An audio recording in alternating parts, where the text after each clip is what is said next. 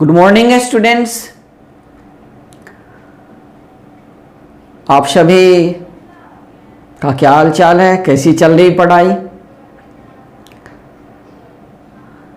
अच्छे हो और पढ़ाई भी अच्छी चल रही। चलिए, अच्छी बात है। मेरी यही अपेक्षा है कि आप सभी का पढ़ाई सही ढंग से चल रहा हो, सुचारू ढंग से चल रहा होगा और पढ़ाई में आप सभी को मन भी लग रहा होगा। आज के भाग में मैं आपसे रिजोल्यूशन ऑफ वेक्टर को डिस्कस करने जा रहा हूं। इस भाग में सबसे पहले मैं आपको यह बताऊंगा कि किसी भी वेक्टर को प्लेन में किस प्रकार से रिजोल्यूट किया जाता है, अर्थात रिजोल्यूशन इन प्लेन को समझाऊंगा। और प्लेन जिसके दो परपेंडिकुलर डायरेक्शंस होते हैं, तो जाहिर सी बात है कि एक वेक्टर को दो परपेंडिकुलर डायरेक्शंस में कैसे रिजोल्यूट किया जाएगा, इसे मुख्य रूप से मैं आपको समझाऊंगा। और अगर आप इसे अच्छी तरह समझ लेते हो और एक वेक्टर को प्लेन में रिजोल्यूट करना सीख जाते हो तो समझो कि आपको कहीं प्रॉब्लम होने ही वाली नहीं।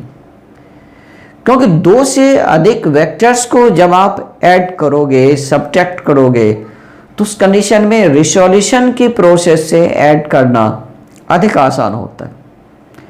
साथ ही साथ आगे के चैप्टर में रिजोल्यूशन इन प्लेन का काफ़ी ज़्यादा प्रयोग भी होता है। तो इसलिए मैं समझता हूँ कि आज तो आप बिल्कुल एक सेकंड के लिए भी एब्सेंट होना पसंद नहीं करोगे। और अगर आप ऐसा करते हो तो आप देखोगे कि लास्ट में आपको लगेगा कि आज मैंने बहुत कुछ गेन कर लिया, बहुत अच्छा सीखा है। आइए मैं रिजोल्यूशन इन प्लेन को समझाता हूँ आपको। ऐसा है कि जब एक वेक्टर को हम सभी टेक करें जो कि एक प्लेन में एग्जिस्ट करता हो, जैसे कि मान लो कि ये एक्स एक्सिस की डायरेक्शन को रिप्रेजेंट कर रहा, ये वाई एक्सिस की डायरेक्शन को रिप्रेजेंट कर रहा, ये एक्स एक्सिस, और फिर इसका जो परपेंडिकुलर डायरेक्शन है ये वाई एक्सिस को रिप्रेजेंट कर रहा है। और इस प्लेन में आप एक वेक्टर को मान लेते हो, ये रहा वेक्टर आर। तो ये जो वेक्टर आर है यह एक्स वाई प्लेन में एग्जिस्ट कर रहा है। आप मान लो कि ये जो वेक्टर आर है, यह वेक्टर आर एक्स एक्सिस के साथ एंगल अल्फा बनाता, तो ये एंगल अल्फा हो जाएगा। और फिर ये जो वाई एक्सिस है, इस एक्सिस के साथ इसका जो एंगल है ये एंगल है बीटा। अब मुझे ये जानना है कि इस वेक्टर आर का एक्स एक्सिस के डायरेक्शन में कंपोनेंट क्या होगा, कितना होगा, और ये जो वाई एक्सिस की डायरेक्शन है, इस डायरेक्शन में इस वेक्टर का कंपोनेंट क्या होगा। अगर मैं इसे एक्स कंपोनेंट और वाई कंपोनेंट में तोड़ देता हूं तो ये रिजोल्यूशन इन प्लेन कहलाता है। आइए एक्स कंपोनेंट की जानकारी के लिए आपको क्या करना होगा, तो एक्स एक्सिस पर इसके टर्मिनल पॉइंट से आप परपेंडिकुलर खींचते हो। अगर ये पॉइंट एल है तो ये जो ओ एल है यही इस वेक्टर का एक्स कंपोनेंट होगा, यानी आर एक्स होगा। और यदि इसके टर्मिनल से आप वाई एक्सिस पर भी एक परपेंडिकुलर ड्रॉ कर लेते हो, ये पॉइंट एम है, तो रूल के अनुसार से ये जो ओ एम होगा ये इसका वाई कंपोनेंट होता है, तो ओ एम इक्वल टू कहलाएगा आर वाई। तो सबसे पहले तो आप ये डायग्राम में जान लो कि कौन एक्स कंपोनेंट होगा। ये ओ एल एक्स कंपोनेंट हुआ इसका, और ये ओ एम इसका वाई कंपोनेंट हुआ। क्यों हुआ इसे आपको फिर से मैं दोहराता हूं। जब एक वेक्टर का इनिशियल और टर्मिनल दोनों ही से एक लाइन पर परपेंडिकुलर ड्रॉ किया जाता है, तो दोनों परपेंडिकुलर्स के बीच का जो मिनिमम सेपरेशन होता है, यानी ये जो O से L तक है, ये इसका एक्स कंपोनेंट। उसी तरह से अगर यहाँ इसके टर्मिनल से हम वाई एक्सिस पर परपेंडिकुलर खींचते हैं, तो ये जो ओ एम हुआ, O से M, ये इसका वाई कंपोनेंट, यह हो गया वाई कंपोनेंट हो गया। अब यह होगा कितना, जरा ये भी आप देखिए। रूल बताता है कि जो x कंपोनेंट होता है उसके लिए हम सभी यह देखेंगे कि उसकी वह वेक्टर x एक्सिस साथ कितना एंगल बनाता है। तो ये जो वेक्टर r है, यह वेक्टर r x एक्सिस साथ जो एंगल बना रहा वो एंगल है अल्फा। तो x कंपोनेंट में तो निश्चित रूप से यह लिखाएगा मैग्नीट्यूड r cos अल्फा। और फिर इस वेक्टर के अगर y कंपोनेंट आप निकालोगे तो y कंपोनेंट को आप देखिए उस कंडीशन में यह क्या लिखाएगा। y एक्सिस साथ इसके एंगल आप देख रहे हो बीटा, तो आप लिखोगे कि मैग्नीट्यूड r और फिर cos बीटा, इसमें तो कोई संदेह है ही नहीं। साथ ही आप चूंकि प्लेन में रिसोल्यूट आप कर रहे हो तो इसका मतलब अल्फा प्लस बीटा जो होगा ये आपको 90 डिग्री होगा, क्योंकि ये इस प्लेन में एग्जिस्ट कर रहा है। तो फिर बीटा इक्वल क्या 90 डिग्री माइनस अल्फा होगा कि नहीं होगा? बिल्कुल होगा। और आप सही समझ रहे हो, बीटा इक्वल 90 माइनस अल्फा हो जाएगा। और अगर बीटा इक्वल 90 माइनस अल्फा हो रहा है तो फिर यहां जो कॉस बीटा है इसके बदले आप यह भी लिख सकते हो कि ये रहा मैग्नीट्यूड आर कॉस, और बीटा के बदले आप 90 डिग्री माइनस अल्फा आप ये लिखोगे। और फिर ये देखिए सर, इस कंपोनेंट को आप मैग्नीट्यूड आर और ये कॉस 90 माइनस अल्फा, ये तो साइन अल्फा हो जाएगा ना सर? बिल्कुल। तो जहां पर x component vector R x axis साथ अल्फा एंगल बना रहा, तो x कंपोनेंट में cos अल्फा लग रहा है, मैग्नीट्यूड आर cos अल्फा आप लिख रहे हो। तो जो y कंपोनेंट है उसमें साइन अल्फा लग गया, क्योंकि ये x और y एक्सिस में एग्जिस्ट कर रहा है, बिल्कुल एग्जिस्ट कर रहा है। तो ये है रिसोल्यूशन। लेकिन मैं इसे कंप्लीट नहीं मानता हूं, और मैं मानता हूं अभी भी आपको कुछ ना कुछ दिक्कत होगा। मैं आपके दिक्कत को पूरी तरह से दूर कर देना चाहता हूं। आइए थोड़ा सा और आप आगे बढ़िए। अब इसकी यूज मैं आपके सामने करता हूं। ये देखिए, आप एक यूज को देखिए। ये एक एग्जांपल मैं लेता हूं। मान लीजिए कि ये एक्स एक्सिस है, ये वाई एक्सिस, और इस प्लेन में एक फोर्स एग्जिस्ट कर रहा है, ये रहा फोर्स F। मान लो कि फोर्स का जो मैग्नीट्यूड है ये है 20 न्यूटन है, और यह x एक्सिस के साथ जो एंगल बना रहा है उस एंगल को आप मान लो कि ये 53 डिग्री का ये एंगल बना रहा, 53 डिग्री का एंगल बना रहा। अब इस फोर्स की जो x कंपोनेंट आप निकालोगे वह कितना होगा? अगर ये समझ में आ गया तो थोड़ा तो जरूर आपको समझ में आ जाएगा। ये देखिए आप, अगर इसकी x कंपोनेंट हम निकालना चाहते हैं तो जैसा कि x एक्सिस साथ एंगल अल्फा बनाने पर मैग्नीट्यूड r cos अल्फा हुआ, तो उसी तरह से fx equal to magnitude f और cos 53 डिग्री होगा, क्योंकि अल्फा का वैल्यू 53 डिग्री, और मैग्नीट्यूड f जो कि 20 न्यूटन है, ये रहा 20 न्यूटन। और फिर आप cos 53 डिग्री का वैल्यू अगर रखते हो तो cos 53 डिग्री जो होता है 3/5। आप मल्टीप्लाई करके देखिए, 5 से इसको डिवाइड कीजिएगा, 4 into 3 12 न्यूटन। तो ये जो Fx है, फोर्स का जो x कंपोनेंट है, वो आपको निकल करके आ रहा है 12 न्यूटन। तो x कंपोनेंट आपने निकाल लिया। अब अगर आप y कंपोनेंट निकालना चाहते हो तो कोई टेंशन आप लो ही नहीं, क्योंकि ये एक्स वाई प्लेन में एग्जिस्ट कर रहा है। x कंपोनेंट में अगर आप cos लगा देते हो तो y कंपोनेंट में आप चिंता मत कीजिए, वहीं पर आप साइन लगा दीजिए, यानी साइन 53 डिग्री आप लगा दो। और ये रहा आपका 20 न्यूटन, और साइन 53 डिग्री का वैल्यू 4/5 होता है। तो आप देख लीजिए ये जो कंपोनेंट है ये आपको 16 न्यूटन आ रहा है। तो x कंपोनेंट 12 न्यूटन और y कंपोनेंट जो है यहां पर वो आपको आ रहा है 16 न्यूटन। लेकिन मेरा मानना है कि आप और भी एग्जाम्पल को देखो, क्योंकि आप पूरी तरह अच्छी तरह समझ लो कि आखिर प्लेन में रिसोल्यूट करते हैं तो जो दो कंपोनेंट होते हैं, दो परपेंडिकुलर कंपोनेंट होते हैं, वो आखिर निकलते कैसे। मैं इसे पूरी तरह से आपको एक्सप्लेन करना चाहता हूं। इस क्वेश्चन को देखें आप। In the diagram given below to find x component and y component of the force. ये जो फोर्स यहां पर आपको दिया हुआ है, इस फोर्स का मैग्नीट्यूड 20 न्यूटन है और आपसे ये कह रहा है कि इस फोर्स का x कंपोनेंट और y कंपोनेंट आप फाइंड आउट कीजिए। यहां पर मैं आपसे दो मेथड को डिस्कस करूंगा। एक प्रॉपर मेथड, जिस मेथड से कि इसको बोर्ड एग्जामिनेशन बनाया जाता है, और दूसरा मैं आपसे ट्रिकी मेथड की बात करूंगा, जिस मेथड का प्रयोग कंपटीशन में किया जाता है। क्योंकि कंपटीशन में हमें सही बनाने के साथ साथ समय की बचत भी करनी होती, यानी कम समय में बनाना होता है।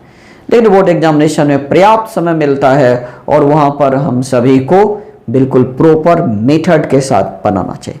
तो पहले आप कौन सा मेथड सीखोगे? Proper method.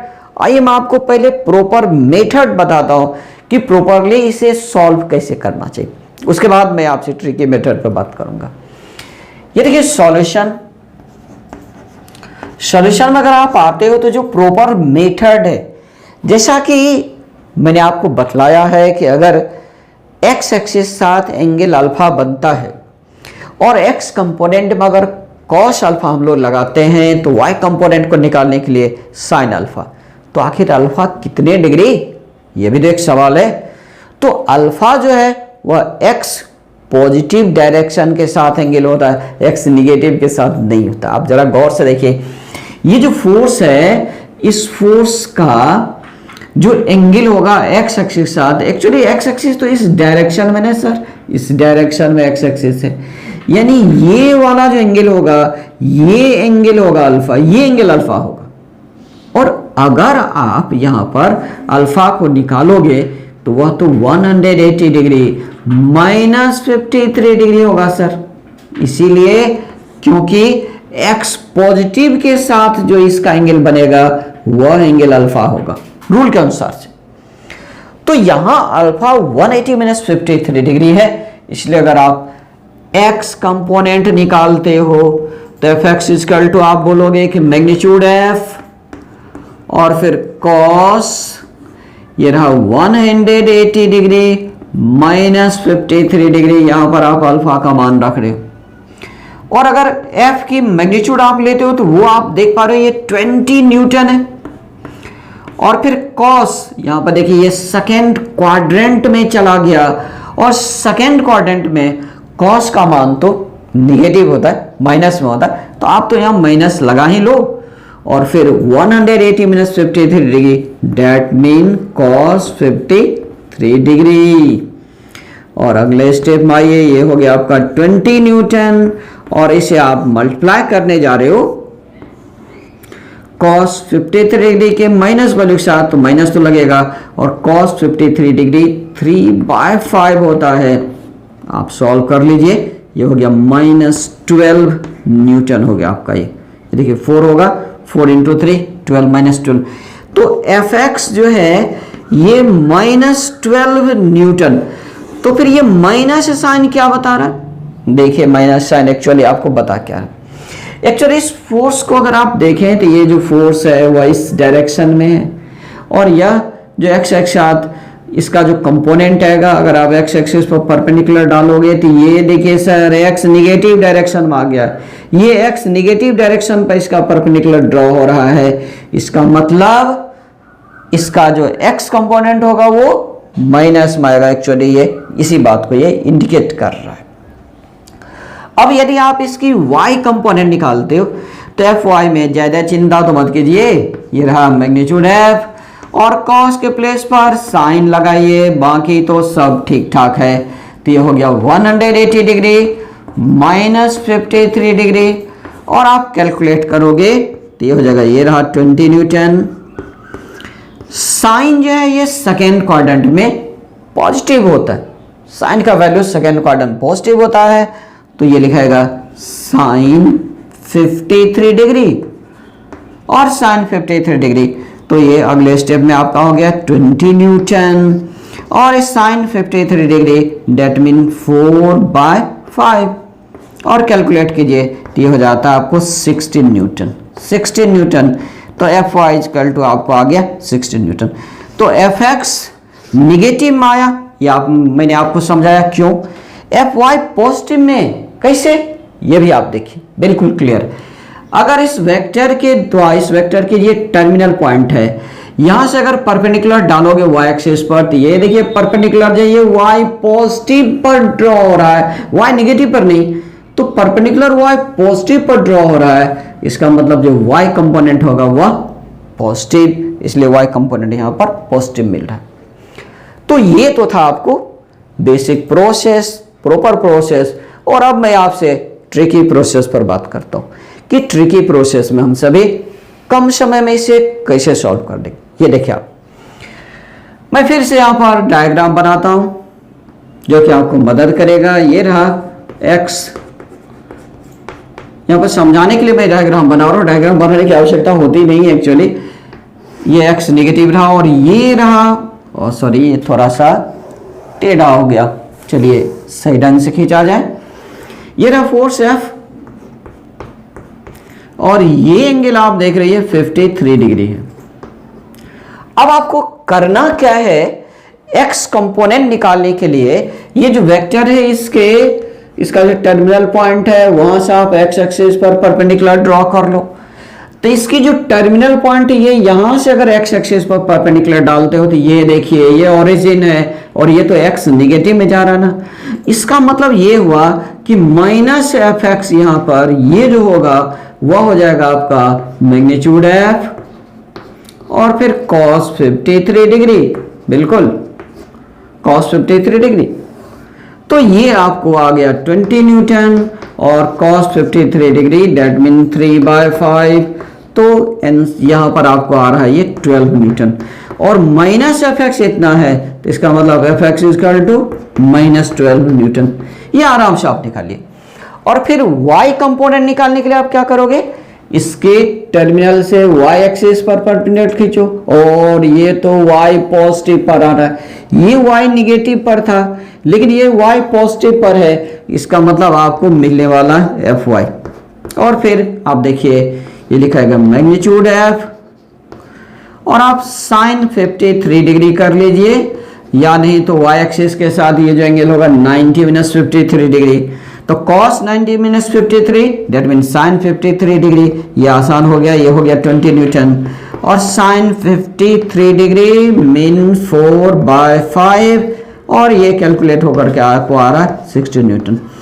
तो छात्रों आपको दोनों मेथड याद रखना है, पहला ये जो प्रॉपर मेथड है इसको भी सीखना है, और दूसरा ट्रिकी मेथड को भी आपको सीख करके रखना कि मैं जल्दी से और बिल्कुल सही कैसे बना सकता हूं, ये दोनों ही आपको सीखना है। आइए मैं आपको एक और एग्जाम्पल के द्वारा इसे और भी स्पष्ट करता हूं। दो और एग्जाम्पल आप देखें, यहां एक डायग्राम बना हुआ है, वहां भी एक डायग्राम बना हुआ है, और इस दोनों ही कंडीशन में आपसे कहा जा रहा है कि x कंपोनेंट क्या होगा और y कंपोनेंट क्या होगा। वहां भी आप देखें x component equal what, y component equal what, यहां पर कैसे निकलेगा, कितना होगा, जरा आप ये देखिए। मैं ट्रिकी मेथड से ही आगे बढ़ना चाहूंगा, क्योंकि 11th क्लास में 11th क्लास में जो आप पढ़ते हो वो बोर्ड एग्जामिनेशन के दृष्टि से उतना ज़्यादा महत्वपूर्ण नहीं जितना कि कंपटीशन के दृष्टि से महत्वपूर्ण है।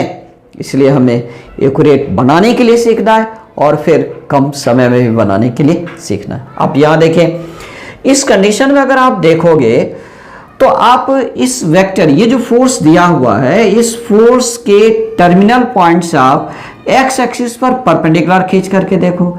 यहां से अगर परपेंडिकुलर खींचोगे तो देखिए यहां पर आ रहा, और ये जो परपेंडिकुलर ड्रॉ हुआ वो एक्स निगेटिव डायरेक्शन में, आप देख लीजिए ये एक्स निगेटिव डायरेक्शन में। इसका मतलब ये है कि एक्स कंपोनेंट तो माइनस में आएगा, ये तो पक्का हो गया, ये निगेटिव में ही आएगा, ये पक्का बात है। और कैसे निकालेंगे, अब जरा ये देखिए, ये निगेटिव डायरेक्शन में आएगा और ये जो एंगल आप ले रहे हो ये एक्स एक्सिस के साथ एंगल नहीं, ये एक्स निगेटिव के साथ एंगल, इसलिए आप यहां पे लिखोगे कि माइनस एफ एक्स इक्वल, और फिर आप लिखोगे मैग्नीट्यूड एफ और फिर कॉस, ये देख लीजिए सर 53 डिग्री, तो फिर मैग्नीट्यूड एफ 20 न्यूटन और कॉस 53 डिग्री। अब आप समझ चुके हो 3/5 होता है, तो ये आपको मिल रहा है 12 न्यूटन। तो आप देखें कि सर एफ एक्स बराबर कितना आया, -12 न्यूटन आया। ये देखिए माइनस में तो आ ही गया, आना ही था, क्योंकि जब इसके टर्मिनल से परपेंडिकुलर खींचोगे तो वह एक्स निगेटिव पर वह परपेंडिकुलर ड्रॉ हो रहा है, एक्स पॉजिटिव पर ड्रॉ नहीं हो रहा है। अब आप देखें y कंपोनेंट के लिए आप टर्मिनल से y एक्सिस पर परपेंडिकुलर खींचते हो, ये भी y निगेटिव पर ही परपेंडिकुलर ड्रॉ हुआ है, यानी ये भी तय है कि ये जो y कंपोनेंट होगा ये भी निगेटिव होगा, यानी -fy इक्वल, तो मैग्नीट्यूड f, और चिंता मत कीजिए यहाँ cos है, आप यहाँ साइन कर दीजिए, तो साइन 53 डिग्री, और ये आपको कैलकुलेट हो जाएगा, ये रहा 12 न्यूटन, साइन 53 डिग्री मीन 4/5, तो ये आपका रहा 16 न्यूटन। तो आप कहोगे कि y कंपोनेंट जो है वह -16 न्यूटन आया। तो x कंपोनेंट भी निगेटिव, y कंपोनेंट भी निगेटिव, कारण बिल्कुल स्पष्ट है, क्योंकि टर्मिनल से जो लंब हम खींच रहे हैं वह x निगेटिव पर आ रहा है और फिर y निगेटिव पर ही परपेंडिकुलर ड्रॉ हो रहा है, पहली बात। दूसरी तरह से सोचोगे तो आप ऐसे भी सोच सकते हो कि इसका जो एंगल है ना वह x निगेटिव डायरेक्शन के साथ एंगल है, और ये 90 - 53 डिग्री का, तो ये भी y निगेटिव के साथ ही एंगल आएगा, इसलिए यहाँ पर x कंपोनेंट भी निगेटिव और y कंपोनेंट भी निगेटिव आ रहा है। अब जरा उसमें चलते हम सभी, अब तो आप समझ ही गए होंगे कि क्या लिखने वाले। अब यहाँ पर आप इस फोर्स का जो टर्मिनल पॉइंट है यहां से परपेंडिकुलर ड्रॉ करो, तो ये तो x पॉजिटिव पर ड्रॉ हो रहा है, यानी ये हुआ x कंपोनेंट, और इस बार तो बिल्कुल क्लियर है कि x कंपोनेंट पॉजिटिव होगा, ये देखिए, तो x कंपोनेंट पॉजिटिव होगा, तो आप क्या लिखोगे, ये रहा fx, और आप कर दो ये रहा मैग्नीट्यूड f, और फिर cos 53 डिग्री लिखो, कोई प्रॉब्लम नहीं है, बिल्कुल दिक्कत नहीं, 20 न्यूटन, cos 53 डिग्री मीन 3/5, तो fx आपको आ रहा है 12 न्यूटन fx। और फिर यदि fy यानी y कंपोनेंट आप निकालोगे, तो पहले आप परपेंडिकुलर ड्रॉ करके तो देखो, ये देखिए आप इसके टर्मिनल से अगर y एक्सिस पर खींचेंगे तो ये तो y निगेटिव पर परपेंडिकुलर ड्रॉ हुआ है, इसका मतलब y कंपोनेंट माइनस में आएगा, तो -fy आप लिख लो, और यहाँ आप मैग्नीट्यूड f, और जहाँ cos था वहाँ साइन कर दीजिए, साइन 53 डिग्री, तो ये हो गया आपका 20 न्यूटन, और साइन 53 डिग्री 4/5, और ये आपका आ रहा है 16 न्यूटन, और यहाँ पर माइनस लगा हुआ है, तो that mean fy equal to -16 newton. तो दो तरीका है, पहला है प्रॉपर मेथड और दूसरा है ट्रिकी मेथड। तो मैं अब यह विश्वास करता हूं कि आपने इसे समझा होगा। तो अभी मैंने आपको यह समझाया है कि एक वेक्टर को प्लेन में किस प्रकार से रिसोल्यूट किया जाता है, यानी उसे किस प्रकार से दो परपेंडिकुलर डायरेक्शन में उसके कंपोनेंट को ब्रेक किया जाता है। और अब मैं चाहता हूं कि आप इस पर फोकस करो कि एक वेक्टर को कंपोनेंट फॉर्म में किस प्रकार से लिखा जाता है, यानी कंपोनेंट फॉर्म में वेक्टर को किस प्रकार से हम एक्सप्रेस करेंगे। अब मैं इस पर फोकस करने जा रहा हूं। अब आइए हम सभी वेक्टर को कंपोनेंट फॉर्म में एक्सप्रेस करना सीखते हैं। इसके लिए मैं यहां पर एक डायग्राम तैयार कर रहा हूं। जैसे मान लो कि ये y एक्सिस की डायरेक्शन को बता रहा है, ये एक्स एक्सिस की डायरेक्शन को बता रहा है, ये एक्स एक्सिस की डायरेक्शन है।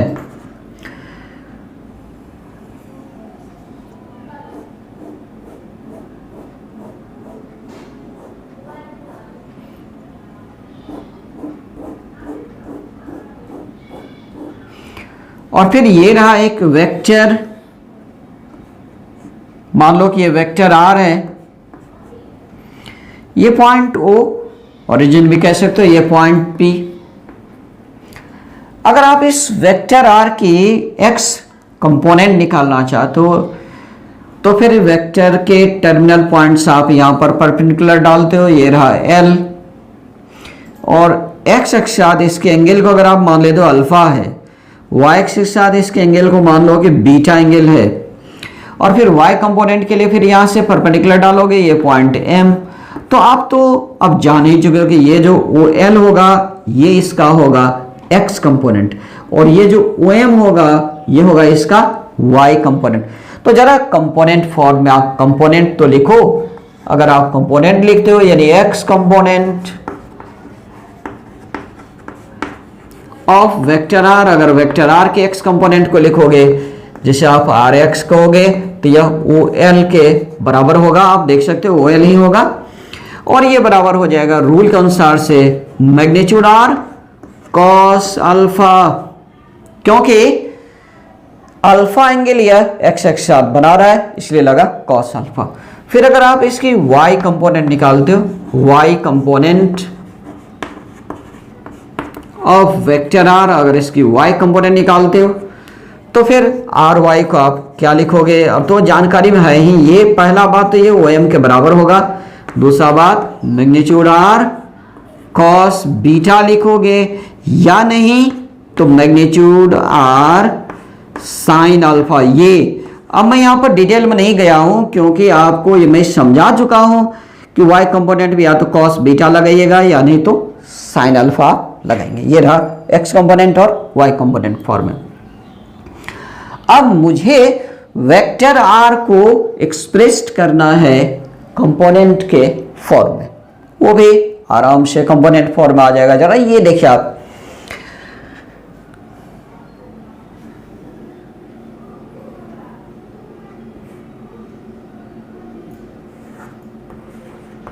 अकॉर्डिंग टू पैरेललोग्राम लॉ,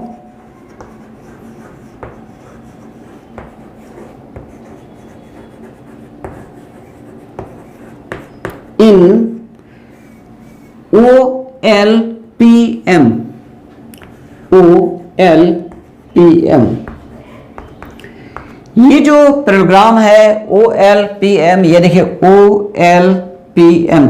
मैं इस डायग्राम को जरा यहां आपको अलग कर देता हूं ताकि आपको सुविधा बना हुआ रहेगा। OL,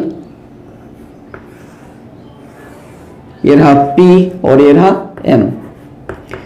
ये जो पैरेललोग्राम है इसका यह डायगोनल हो गया, और यही डायगोनल जो है ये वेक्टर आर है। अगर OL को एक वेक्टर माना जाए, OM को दूसरा वेक्टर, तो आप तो पैरेललोग्राम लॉ से समझ ही पा रहे हो ना कि ये जो OP वेक्टर होगा ये इस दोनों वेक्टर का वेक्टर सम होगा। बिल्कुल आप कर सकते हो, यहां पर आप आराम से इसमें आ सकते हो, यानी ये जो वेक्टर OP है यह इक्वल होगा vector OL plus vector OM। अगले स्टेप में आप इसे यह भी लिख सकते हो कि ये रहा OL इसकी मैग्नीट्यूड और इसका जो डायरेक्शन है ना वह है एक्स एक्सिस, तो लगेगा आई कैप, क्योंकि OL की जो डायरेक्शन है आप देख सकते हो वेक्टर OL की जो डायरेक्शन होगा वो एक्स एक्सिस है, तो ये मैग्नीट्यूड और डायरेक्शन के लिए आई कैप। उसी प्रकार से OM, तो OM ये रहा मैग्नीट्यूड और इसकी डायरेक्शन है y एक्सिस, तो इसके लिए आप लगाओगे जे कैप। तो अब आप देख लो कि वेक्टर को आप किस फॉर्म में लिख सकते हो। OP जो है ये वेक्टर R है, तो आप कह सकते हो कि this imply vector R equal, ये जो OL है आप देखें तो OL किसको बता रहा है, OL बता रहा है RX को, बिल्कुल।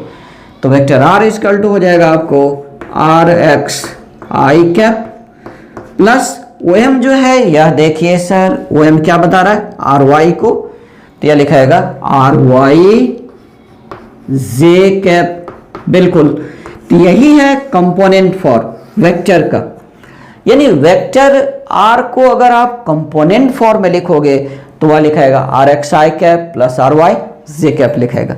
फिर आर एक्स तो आप जानते हो कि आर एक्स कितना है, आर वाई कितना है, तो आप उससे और भी आगे बढ़ा सकते हो। तो वी कैन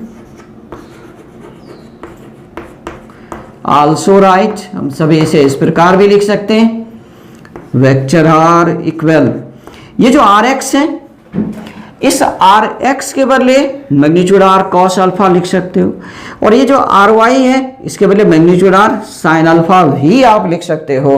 तो आप लीजिए, उसे भी मैं आपको लिख देता हूं, मैग्नीट्यूड आर ये रहा cos alpha I cap plus magnitude R sine alpha, और इसमें लग गया जे कैप। अब आप मैग्नीट्यूड आर को अगर कॉमन ले लेते हो तो फिर लिखोगे cos alpha I cap plus sine alpha J cap. तो ये भी एक फॉर्म है वेक्टर आर को एक्सप्रेस करने का। वेक्टर आर को आप इस तरह भी एक्सप्रेस कर सकते हो कंपोनेंट फॉर्म में। तो वेक्टर आर को कंपोनेंट फॉर्म में आप तो इस प्रकार एक्सप्रेस कर सकते हो, या नहीं तो इस प्रकार से। अब हम सभी वेक्टर आर के मैग्नीट्यूड को फाइंड आउट करना चाहेंगे। कंपोनेंट फॉर्म में होगा तो मैग्नीट्यूड कैसे ज्ञात होगा, जरा इसे आप देखिए। मैग्नीट्यूड के लिए क्या लीजिए, मैग्नीट्यूड में हम लोग आ जाएं, तो मैग्नीट्यूड के लिए आप देखो कि वेक्टर आर का जो मैग्नीट्यूड होगा वह लाइन सेगमेंट ओपी की लेंथ के बराबर होगा, क्योंकि एक वेक्टर का मैग्नीट्यूड उस लाइन सेगमेंट की लेंथ के बराबर होता है जिस लाइन सेगमेंट के द्वारा उस वेक्टर को रिप्रेजेंट किया जाता है। तो जाहिर है कि ओपी का लेंथ ही इसका मैग्नीट्यूड होगा। और ये जो आप रेक्टेंगल देख रहे हो, उस रेक्टेंगल में आप आ जाओ, तो इन रेक्टेंगल OLPM, किसी भी रेक्टेंगल का जो डायगोनल होता है यानी OP, यह बराबर होगा OL square plus OM square under root जाएगा। तो फिर ये जो OP है यही मैग्नीट्यूड R है, तो हम लोग कर सकते हैं therefore magnitude vector R equal OL जो है यह X कंपोनेंट को बता रहा है, तो आप इसके बदले लिखोगे RX ये हुआ स्क्वायर, और फिर ये Y कंपोनेंट को, तो फिर ये हो गया RY स्क्वायर और अंडर रूट तो लगेगा। तो आप यह भी याद रखोगे, यदि एक वेक्टर R को आप RX I cap plus RY J cap लिखते हो तो उस वेक्टर का मैग्नीट्यूड क्या लिखाएगा, RX square plus RY square under root, यहां से मैग्नीट्यूड फाइंड आउट हो जाएगा। अब डायरेक्शन की भी मैं बात कर लेता हूं।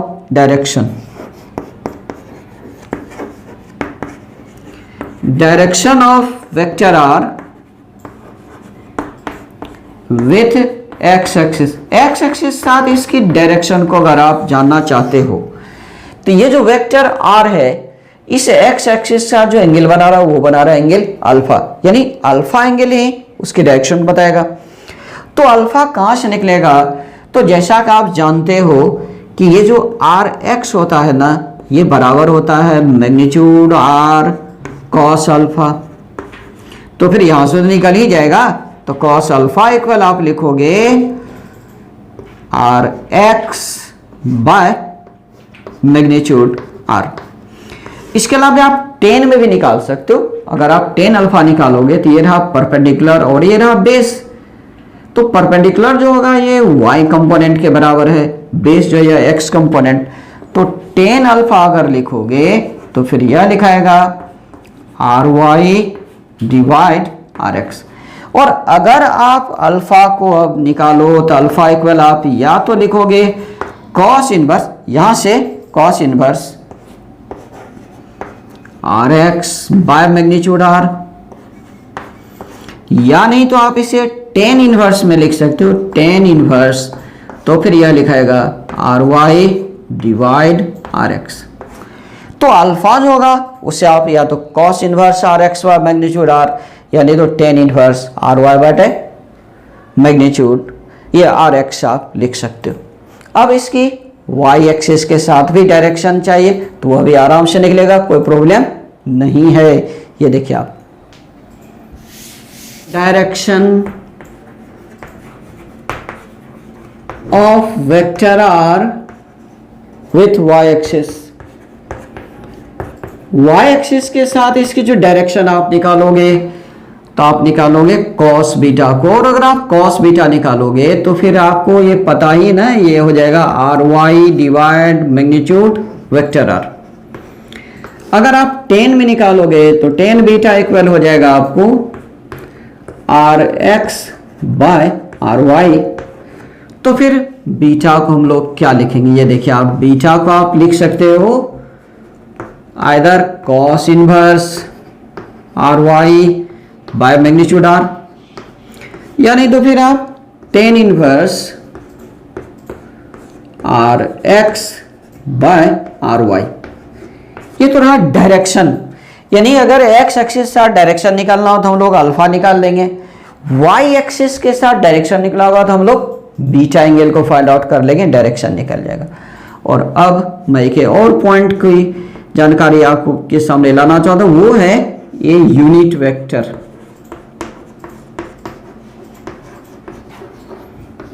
अलोंग वेक्टर आर, तो वेक्टर आर के डायरेक्शन में अगर आप एक यूनिट वेक्टर निकालना चाहते हो तो वह यूनिट वेक्टर क्या लिखाएगा, रूल के अनुसार से ये होगा vector R by magnitude R. और फिर यहां अगर इस रिलेशन को लाना चाहोगे तो फिर ये आपको निकल करके आएगा cos alpha I cap plus sine alpha J cap.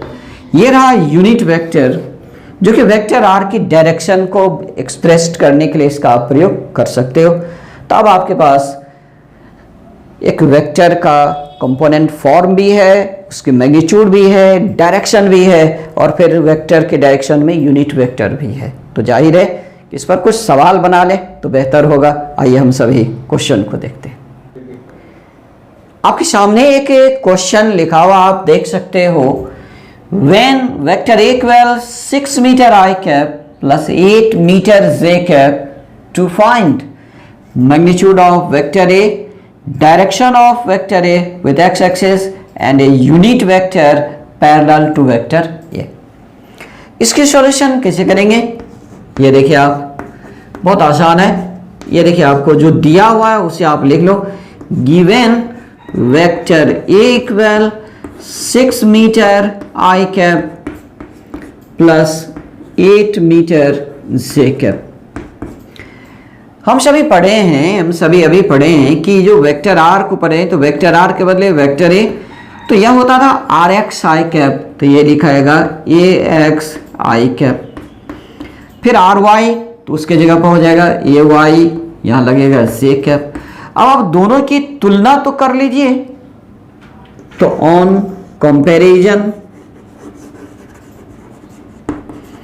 अगर आप दोनों की तुलना कर लीजिए तो वेक्टर ए के बदले वेक्टर ए, आई के बदले आई, तो एक्स के बदले 6 मीटर, तो कंपेयर करोगे तो एक्स जो है ये आपको 6 मीटर मिल रहा है।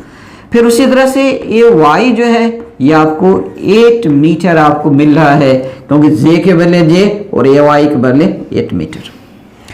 अब आप सॉल्व करना स्टार्ट करो। ए में आप लिखोगे मैग्नीट्यूड ऑफ वेक्टर ए,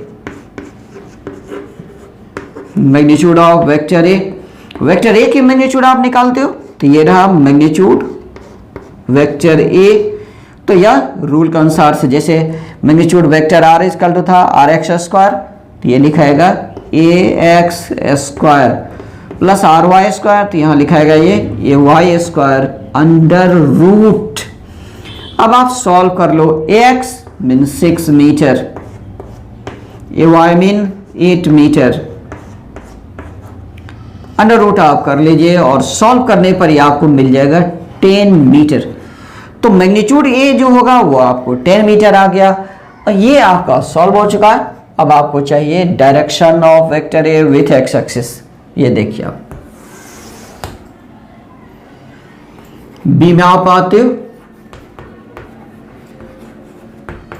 तो डायरेक्शन ऑफ वेक्टर ए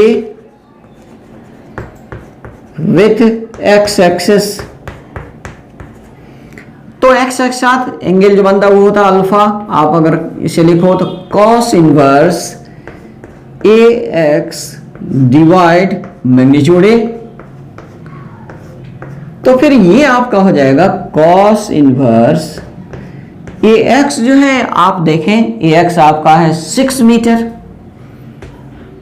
और मैग्नीट्यूड ए जो है ये है 10 मीटर। तो फिर ये देखिए अल्फा इक्वल आपको आ रहा है कॉस इनवर्स 3/5। तो जाहिर है कि कॉस का वैल्यू कॉस 53 डिग्री 3/5 होता है, तो अल्फा इक्वल टू आपका हो जाएगा 53 डिग्री। अगर आपको वैल्यू याद नहीं था आप लिख सकते हो alpha equal to cos inverse 3/5। यहां से आपका आंसर बिल्कुल करेक्ट हो जाएगा। और अगर आप मान जानते हो तो आप 53 डिग्री के लिए और भी अच्छा होगा। अब आप सी का जवाब देखिए, ये यूनिट वेक्टर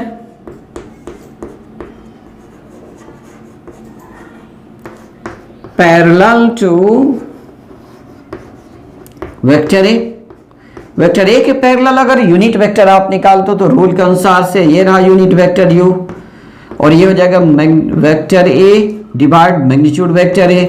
तो यहां से भी निकाल सकते हो डायरेक्ट। तो वेक्टर ए के बदले आप क्या लिखोगे, आप देख लीजिए 6 metre I cap plus 8 metre J cap और इसे आप डिवाइड करोगे 10 मीटर से, क्योंकि वेक्टर ए का मैग्नीट्यूड वो 10 मीटर है। तो फिर ये रहा final result, metre metre cancel हो जाएगा, ये हो जाएगा आपका 3/5 I cap plus 4/5 J cap. तो ये रहा आपको यूनिट वेक्टर। तो हम लोग आराम से बना सकते, किसी वेक्टर की मैग्नीट्यूड निकालना, उसकी डायरेक्शन निकालना और उस वेक्टर की डायरेक्शन में यूनिट वेक्टर को निकालना बहुत आसान है, बेहद ईजी है। आज मैं एक और लास्ट सवाल आपसे पूछना चाहता हूं, उसमें मैं देखता हूं आप क्या जवाब देते हो।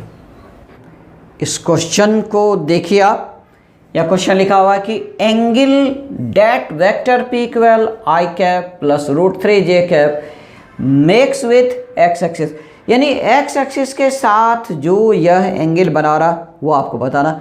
ऑप्शन दिया हुआ 30 डिग्री, 45 डिग्री, 60 डिग्री, 90 डिग्री। आइए क्या होगा इसका आंसर, ये देख लीजिए। एक्स एक्सिस के साथ डायरेक्शन पूछा, डेटरमिन अल्फा निकालना आपको, तो बेहतर होगा कि यहाँ पर ये एक्स कंपोनेंट वाई कंपोनेंट आपको क्लियर है, तो क्यों नहीं आप 10 में आप निकालोगे तो 10 इनवर्स ये हो जाएगा RY/RX, क्योंकि अल्फा इक्वल 10 इनवर्स RY/RX भी होता है। और अगर आप ऐसा कर लेते हो तो आप ये देखो कि ये 10 inverse RY that mean √3 RX mean 1, तो ये आपका हो गया 10 इनवर्स √3।